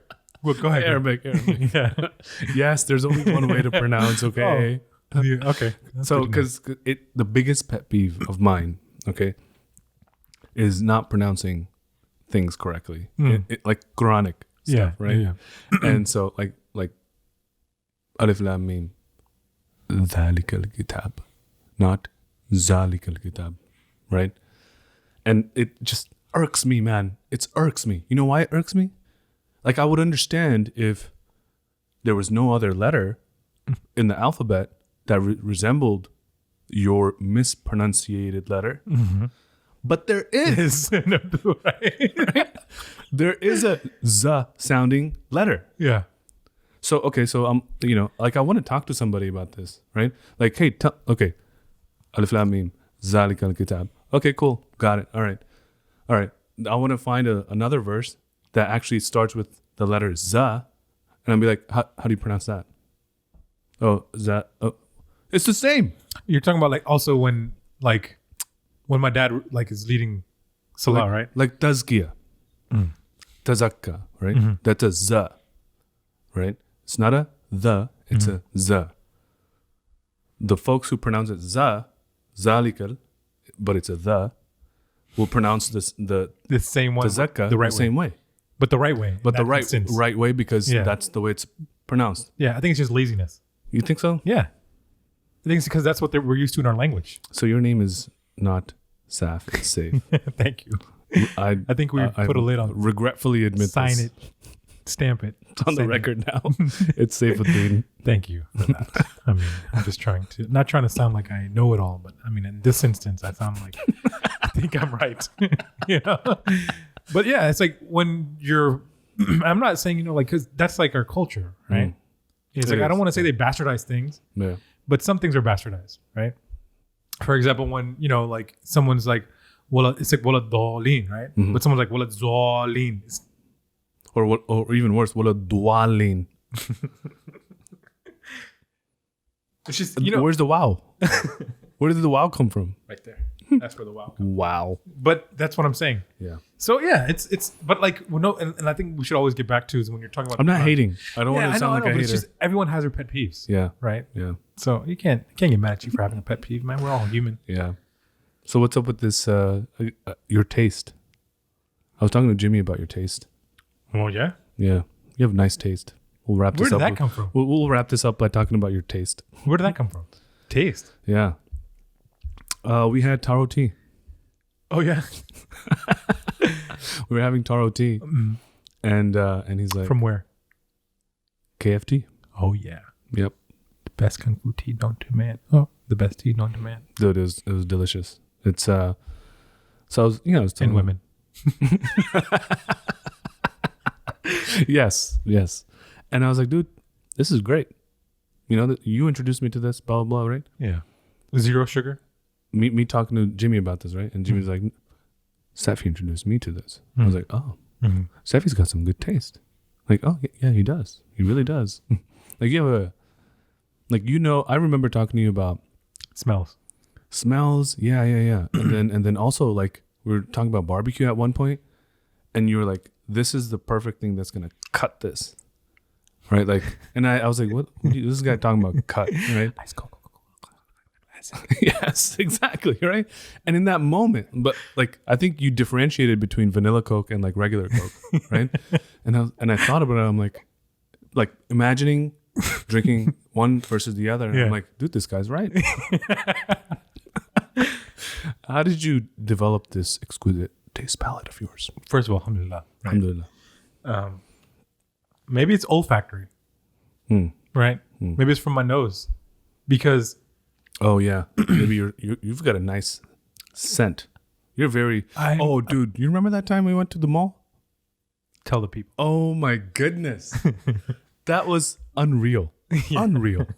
I like going to Sephora and smelling things. Dude, this guy. Okay, we went into Sephora, and they have these little like papers you can spray the colognes on, and we hung out there for a little bit, and then this guy went, Safe. Went outside. Actively trying to say it now. Steve. Thank you. Yeah. You went outside, and I was with one of the other guys, Dawood, I think. Yeah. And we're like, dude, let's just test this guy's nose out. Yeah. Right. And we sprayed a bunch of different things on a bunch of different, papers. And I swear, man, this guy, I think it was like a total of 7 or 9, something like that. Right. Like pieces of paper. And we took him outside. And we gave you like a little sniff test, right? And it's like, hey, what cologne is this? And this guy got every single thing right. How's that possible? I like smells. Oh my goodness. But it wasn't 7. That's pretty I asked you guys for 7. Oh, we gave you 5. You gave me like 3 or 4. Okay. Right? Okay. But I think it was Under the Lemon Trees. See, I don't even. The other one was Spice Bomb. I'm just impressed right now. But I I can see where like this, I have to smell good. And not because I want other people to smell, be like, dude, you smell good, man. What you wearing? Ooh, I hate that shit. Yeah. What are you wearing? YSL? Yeah, like I'm not gonna tell you what I'm wearing. It's my smell. I took time to develop this and like it, and now it's mine. Right? It's mine. I'm not gonna tell you, right? And anyways, I guess that comes from like I think as I've gotten older, is shout out to my mom as well, because she's an amazing cook, right? Oh my goodness! Shout out to Shahzadi Salma Butt. Oh my goodness. That's a great name, Shahzadi, right? Yes. Shahzadi. Shah, right? She's like, what? She's, queen? That's a queen or a king? I think it's some sort of endearment from a Shah, right? Like it's a daughter of a Shah. I got you. Maybe I'm wrong. Okay. But I know it's like a Iranian Farsi roots. But yeah, dude, Mama Dukes, mashallah, may Allah bless her. She's awesome. She's awesome. Dude, man. What, so you think you got your... From her? I think I'm like, from her. No, because I'm not picky when it comes to eating, right? What? Come on, man. What do you mean what? Picky? Okay, so what are you picky at? When it comes to eating, like if there's dal chawal there, dal chawal is lentils and rice for all you non-desi people out there. Oh, you eat it? Right? Yeah, same. Every day. Yeah. But I love dal chawal. I've just thought about this now. Why though? Why would I eat it every day? Because it's fudging good. Okay. My mom has made it Right. with love and seasoning and execution. Right? Yes. And so I'm spoiled. I'm spoiled in that sense. Everything she cooks, Yeah. aside from like a random like and it's the food that like is always like this could be better. Yeah. And alhamdulillah for that too. It's American food, Okay. but anything she cooks desi, I'm like, I love you. Yes. Oh, yeah. Like there's Restaurants don't cut it. man, that's a whole nother topic. Yeah. Like Pakistani restaurants, I don't know if I'm just not as cultured as going to Pakistani restaurants, but They need to step up their game. dude, Don't you think? and their cuisine, like there's so much more out there. I don't want to give this away, but yo, where's a chai spot? Where's the paratha spot? Yeah. Where can I go dip my freaking paratha and eat it and with my chai? New York City. It's not even here, dog. There's a spot called the Chai Spot in New York City. Where can I go on a Sunday morning to have legit halwa puri and chane? Nowhere. A legit spot? Nowhere. Aloo ki bhujia. Where? Nowhere. Good chai. Home. Stay at home. Filtered water. Y'all take note on that, Pakistani people. I don't want to sound bougie, but yo, man, I don't like my freaking water tasting like the pipes. Yeah. That's alhamdulillah for that too, man. Alhamdulillah. Got running water. Yeah, complaining over here. I'm a jerk. This is so. I'm sorry. Alhamdulillah. No. But come on. No. I think there's a balance between here we go. complaining, Here we go. We always do between this. complaining Yeah. and being thankful. Yeah. Right? Yes, we have. Do we have running water? Do we have hot water Yeah. and cold water on demand, on tap? Yeah. But like, it's tangent to this. There's a lot of shit going on in the world, right? Like some serious stuff, right? Yeah. Like people are suffering, right? People are suffering all across the globe, in Yemen, in all these countries, right? And I want to help. Like, this is home, right? And it's one thing to help a cause that's 30,000 miles away from you financially, right? That's noble, and I think that's good. But dude, man, we got homeless in DC.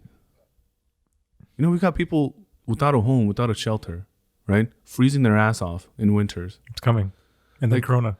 Yeah, like here, local, like literally 20 miles away, right? It's going to take you 30 minutes to get there. Go to the freaking grocery store, pack up some stuff, right? Make some meals. Like, go out there and help them, right? Spend some money, like $150, prepare some meals, and go out and like just do something. How hard like is that? that? How hard is that? How many hours can you spend on a Saturday looking at your fucking Instagram page? Beep. Huh? Yeah, a lot. You can spend a lot of time doing that. How long does it take to do that? And you know what's going to happen, right? You're going to go out there and feed the homeless, and you're going to be like, hey, selfie time. Let's hope not. It's lame. But that's why this whole thing, I want to help people here, local. Yeah. Right. And maybe, Western cultures can also gather something from this. I'm sure maybe someone back home in Pakistan, maybe they're just like, what the hell did the guy talk about? Right? They got it good. Running water? Complaining. Right? Yeah. Like they want to fix running water. Yeah. But the idea is, at least in the West, like Western cultures and Muslims living out in the West, it's like, dude, you can have a balance between the two. You can be fully Muslim, right? Like, and a good Muslim, and still exhibit, and you can still be cool, quote unquote, right? You can still be cool, yeah, and you can have a good time and be a normal human being with normal hobbies, yeah, and live out in the West. Like, it's possible. Yeah, I think what happens is with a lot of people is they see how much is going on outside of our borders and even inside our borders, right? Yeah. And they kind of, like I said, this defeatist mentality, like, what can I really do? Action. It's a verb. You have to do something, right? Whatever it is you do, whether it's getting up in the morning to pray Fajr, whether it's making your salah on time, whether it's getting up early on a Saturday or on a Sunday to like come and have a conversation with you, right? Yeah. And aside from that is, I think, to kind of tell people that, or just praying, period. Like, just get up and pray, like something. Anything. Even right? if it's your first namaz. Even if it's for... If you've never prayed before. Yeah. Even if you don't know what it means. Yeah. I think when you Out of especially sincerity. you have to be sincere. Yeah. I think when you're talking about like people in DC, I knew a guy who went down there on he was telling me about this during Ramadan, right? Mm-hmm. And first time he had ever done it. And he was telling me about this dude, like said he was walking, I think it was in, it doesn't really matter where it was, but we were talking and he was like, yeah, so I picked up some toiletries from the CVS, right? Yeah. Made little bags, Ziploc bags. Mm-hmm. You can get that stuff cheap at Walmart. It was like 68 cents for like a thing of toothpaste. Yeah. Right? Yeah. Like you can go there. Right. Or actually, that's what he said he did. He went to Walmart and got a bunch of stuff from them. Okay. I started making these little toiletry bags and like throwing a Gatorade and like an energy bar in there. Okay. And he was telling me he saw this guy sleeping near like what we would kind of assume is like maybe a nala, right? Or like a sewage area. Oh man. Right. Or and like so he said he approached them and he saw the guy sleeping and he was like, let me just leave this here. The guy woke up. You know what he said? What? What do you think he said? Alhamdulillah? I don't know. What? He said, no, thank you. He's like, I don't need this. Oh. Wow. Right? Hmm. And so he was telling me, he's like, yo, I was perplexed. I was like, Yeah. he's like, why? Yeah. You know? Yeah. And I was like, because you're not in his shoes.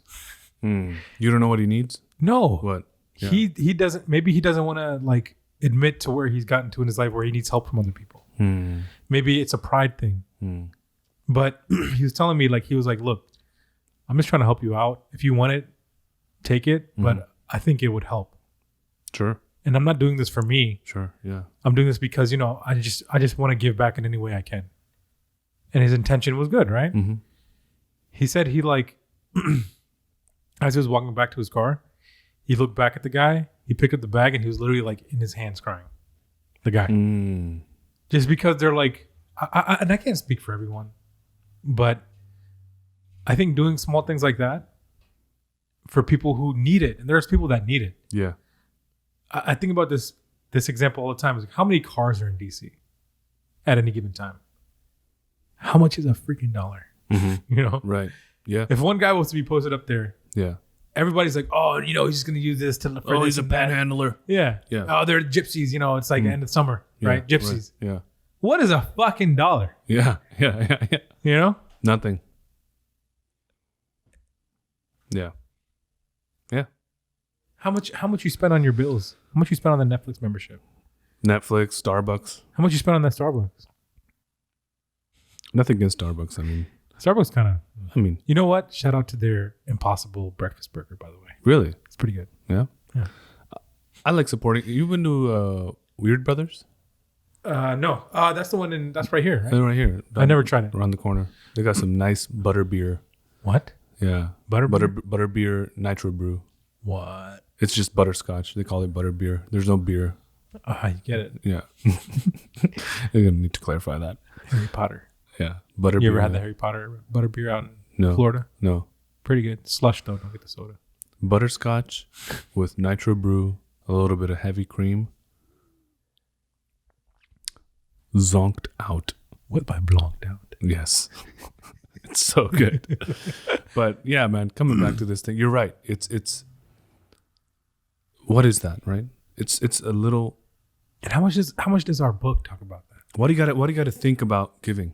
Like, oh, maybe he's gonna use this. But you don't think maybe about- she's gonna do this. We give for everything we do, right?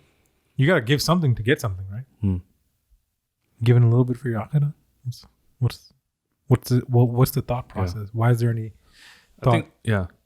You know, and where we get into trouble, man, a lot of people think of ROI, right? Your ROI Yeah. of you can't see it here. sadaqah, Yeah. right? Of zakah, of charity, right? Of just kind actions, right? Just paying it forward. Yeah. And people think about the ROI. Like, what am I going to get from this? You know?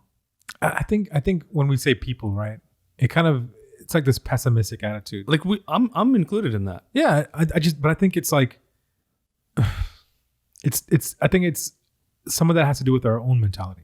Mm-hmm. That there's not enough ROI. Like, are you speaking to millions of people, hundreds and thousands of people who are giving sadaqah and being like, okay, what do you think? Right. Right. Right.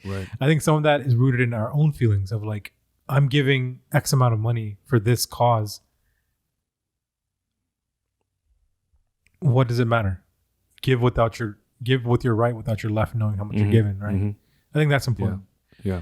And so getting to that is like, now that we can't go to Jummah anymore, where's that whatever you gave for Jummah going? Mm-hmm. Right? I think about those things and I'm like, it comes with action.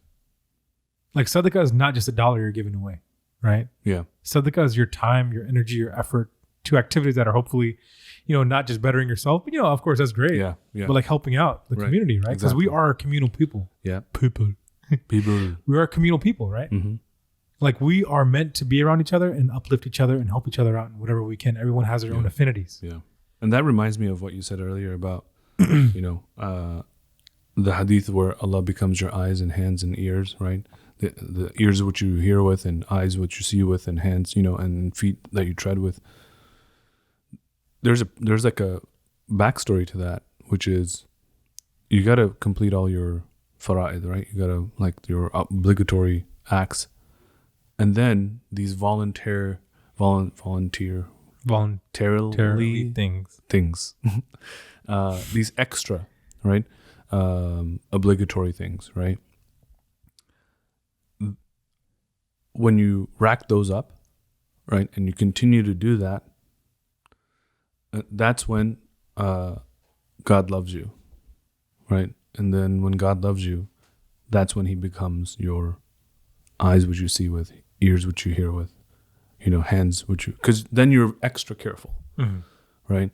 Like because you're so dedicated and devoted and conscious of doing the right thing and helping other people and doing good things, like good deeds, good acts, then that's when Allah is fully in your life, right? It's not without, like there's a prerequisite. And I think the biggest thing that I would tell somebody like younger is like, dude, just start with something. I think especially the company you keep. Mm-hmm.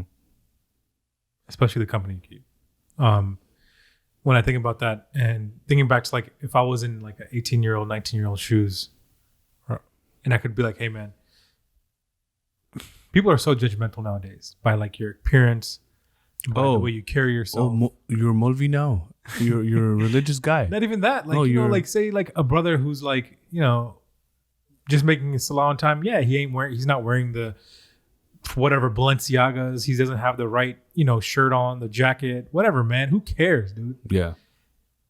I mean, I think it's very important. Like one thing I always remember, even back to like my elementary school days, my high school days, is just talking to people like a normal human being. I think people are so busy trying to be fudging cool. Yeah. And like, the lingo, the terminology. And like I said, we all went through that. We all went through that. But it's hard, right? It's harder for the younger generation. I don't know. I don't talk to enough young people. Mm. But I know I have nieces and nephews. Mm-hmm. I definitely know like a lot of what they consume is through their phones and Instagram and through a lens and through a filter. Yeah. Right. But, and even the way they speak, like what they see on YouTube. Dead ass. Bruh. Bruh. What's the lingo nowadays? Bruh. What else? Is dead ass still one? Is it still going? I don't know. Dead ass, bro. Like what? Dead ass. What's another one? What does that mean? I'm serious. Is lit still one? I don't think so. But it is. It's Liddy. Liddy's one. Yeah. Liddy. Oh God. Well, we all go through that, right? Yeah, that's fine. Yeah, it's fine. Right. Lingo's lingo. Yep. Right? Yep. But I think if I could go back to at least college, let's say Mason, as 18, 19-year-old. Yeah. Just talking to people, man. Just being real with people. Like being a real person. It's like, hey, how are you? You know? Yeah. Like I know that's hard. And I know like some people, because like there's this like mentality like, like where it's like, if I approach a girl, am I shooting my shot? Oh my God. If I approach a guy, I'm shooting a shot. Live your best life. Shoot your shot. It's just no, like let's like if someone's not cool enough to just have like a conversation with me because we're human beings and we're supposed to talk to each other, then maybe that's not a person you should be wasting your time on. I think the company that you keep is gonna predict the level of support that you get. in this life and the next, inshallah. Right? Dude, I pray is that about wrong that to all say? the time. Right. I was like, Ya Allah, I pray that you surround me with people that will not only benefit me in this life, but the next. I mean, yeah. But also with knowledge that's beneficial in this life and the next. I mean, right? yes, sir. Yes, sir. And so like when, when you actively pray for things, they happen for sure. Mm-hmm. Right. But it's also your consistency and also like the act of praying and making your dua and making your prayers, talking to God. Yes. And like voicing that. I think there's like the words you put out, you never get back, but the good you put out also comes back to you as well. And it's okay. It's okay to, I was talking to Jimmy about this. It's okay to wait. Right? Like, it's going to be patient. It's okay to be patient. It's not a bad thing to be patient. Yeah. You know, it's, you know what I always come back to when I think about like becoming like, this meta Muslim or whatever you want to call it, like becoming a Muslim is steel being tempered. It's really brittle in the beginning, right? Like raw. Yeah. What does it take? A lot of heat. A lot of heat. A lot of heat. A lot of freaking heat. A lot of pressure. A lot of pressure. A lot of hammering. Right? Yeah. A lot of molding. But once it's done and polished, it's literally sing. Yeah, right. Yep. Like this beautiful piece of art, whatever when you call it, like it's the finished product is something that has purpose. Oh yeah. Like oh yes. Like that one. That's good. Right. It does have purpose. So yeah. It's almost unbreakable. Nothing can break it. Yeah. I think, just try. Just try. If you're going to take anything away from our conversation today. Yeah. Action. Yeah. It's not going to happen overnight. Nothing. You're not going to. Nothing ever worth like having or striving for happens overnight. Yeah. And it's okay. Like it's okay if you get shot down or, dumped on. If someone's like, be a lot of like you're religious now? Oh, you're religious? Like it's okay. There's nothing wrong with making mistakes and failing at something or putting yourself in a position where like, oh man, I messed up or this is not good. As long as everyone's gonna go through that. As long as you put Allah first. Yeah. And as long as you don't make the same mistakes and keep making them, then I think that's very important. Yeah. Saifuddin Butt. Jazakallah khair. Thank you for coming on, man. That was some real talk. Like it? Yeah. I like it. It was great. We'll have to do a lot of expletives filtering out. For real? No. I'm not going to filter it out. Okay. You okay if I keep it? Yeah. All right. I don't mind. I don't have mind. Okay. We're going to end that right there. Thank you. Thanks, man. Thank you. I appreciate you. Love you. Assalamu alaikum. Love you too.